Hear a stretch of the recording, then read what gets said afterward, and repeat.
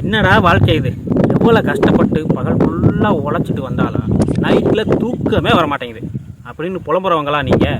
உங்களுக்கு இந்த video miss பண்ணாமல் பாருங்கள். இது என்னன்னு தெரியுதா? இதுக்கு பேர் தான் தர்பை புல். இங்கே பாருங்கள், தர்பை புல்லில் இந்த மாதிரி தான் பூ இருக்கும். இது நல்லா ஒரு ஆள் உயரத்துக்கு மேலே வளருங்க. இது நம்ம இந்து மதத்தில் இன்றியமையாத ஒரு தாவரங்க. ஆன்மீகத்துக்கு பெரிதும் பயன்படக்கூடியது. இந்த தர்பை புல்லில் தூக்கத்தை கொடுக்கறதுக்கு என்ன சக்தி இருக்குன்னு இப்போ நம்ம பார்த்துருவோம். நைட்டு முழுக்க புரண்டு புரண்டு படுத்தாலும் தூக்கமே வரலை அப்படிங்கிறவங்களுக்கு இந்த வீடியோவை நல்லா கவனிச்சுக்கிறங்க.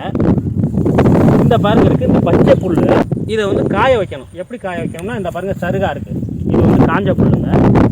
இந்த காஞ்ச புல்லை நம்ம குமிச்சோம்னா ஒரு குவியல் ஒரு ஆள் படுக்கக்கூடிய தலையணை இருக்குல்ல, அந்த அளவுக்கு நம்ம இதை சேகரிக்கணும். இதை நல்லா தூரோட வெட்டி எடுத்துகிட்டு போயிருங்க.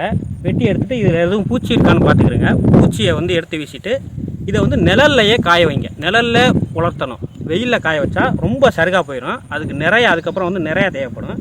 இருந்தாலும் நிழலில் உலர்த்தினா உங்களுக்கு இதில் உள்ள சக்தி அதிகமாக வெளியாகாது. நிழலில் உலர்த்தி இந்த மாதிரி காஞ்சி வரணும்.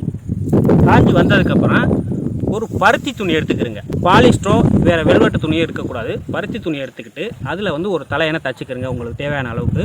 அதுக்குள்ளே இந்த காஞ்சி போன இந்த புல்லை பாருங்கள், இந்த மாதிரி காஞ்சி போன புல்லாக வர்ற அளவுக்கு காய வச்சு அதுக்கப்புறம் அதுக்குள்ளே வச்சு அதை தலையணையை தச்சுருங்க. அந்த தலையணையை நீங்கள் படுக்கைக்கு வச்சு படுத்து தூங்குங்க.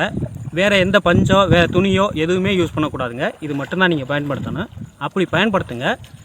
நீங்கள் இந்த புல்லில் தலையணை செஞ்சு படுக்கிற அன்னைக்கு நீங்கள் படுத்த வேகத்திலே தூக்கம் வரும். அந்த அளவுக்கு பவரானது இந்த தர்பை புல். இங்கே பாருங்கள், இது இந்த ஏரியா ஃபுல்லாக அந்த காட்டார் ஃபுல்லாகவே அதிகமாக இருக்குது. இந்த அளவுக்கு உங்களால் சேகரிக்க முடியலைன்னா அதுக்கு இன்னொரு வழி இருக்குது. தர்பை புல் பெரும்பாலும் கடைகளில் விற்பாங்க. ஆன்மீகம் சம்மந்தமான கடைகளில் போய் கேளுங்க, விற்பாங்க. ஒரு கட்டு என்ன ரூபாய்னு தெரியலை, ஓரளவு கம்மியாக தான் இருக்கும். அதை வாங்கி அதை என்ன பண்ணுறீங்கன்னா உங்கள் தலையணைக்கு கீழே வச்சுருங்க. கீழே வச்சுட்டு பரப்பி நல்லா போட்டுக்கிட்டு அது மேலே தலையணை, நீங்கள் எப்போதும் அன்றாடம் பயன்படுத்தக்கூடிய தலையணையை வச்சு அது மேலே உங்கள் தலையை வச்சு படுத்து தூங்குங்க. அதுவும் நல்ல உறக்கத்தை கொடுக்கும் உங்களுக்கு. கொஞ்சம் கொஞ்சமாக கட்டுக்கட்டாக வாங்கி நீங்கள் சேகரித்து வச்சு தலையணை பண்ணிக்கிறது ரொம்ப நல்லதுங்க. ஏன்னா தர்பை புல் தலையணையானது எவ்வளவு பெரிய மன உளைச்சல்லையும் உள்ளவரையும் சீக்கிரமாகவே தூங்க வைக்கக்கூடியதுங்க. இது நல்ல கை கண்ட மருத்துவ முறை.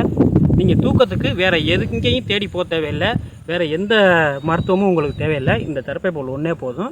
அது மட்டும் இல்லைங்க, இந்த தர்பை புல்லை நீங்கள் தலையணையாக செஞ்சு படுத்தாலோ இல்லை தலையணைக்கு கீழே வச்சு படுத்தாலோ உங்களுக்கு தூங்கும்போது கெட்ட கனவுகளே வராதுங்க. என்ன நேயர்களே, இந்த வீடியோ உங்களுக்கு பிடிச்சிருக்கா? இந்த தர்பை புல் தலையணையை நீங்களும் செஞ்சு பார்த்துட்டு அதில் படுத்து உறங்கிட்டு அந்த உறக்கம் எப்படி இருந்துச்சுன்னு கமெண்டில் சொல்லுங்கள்.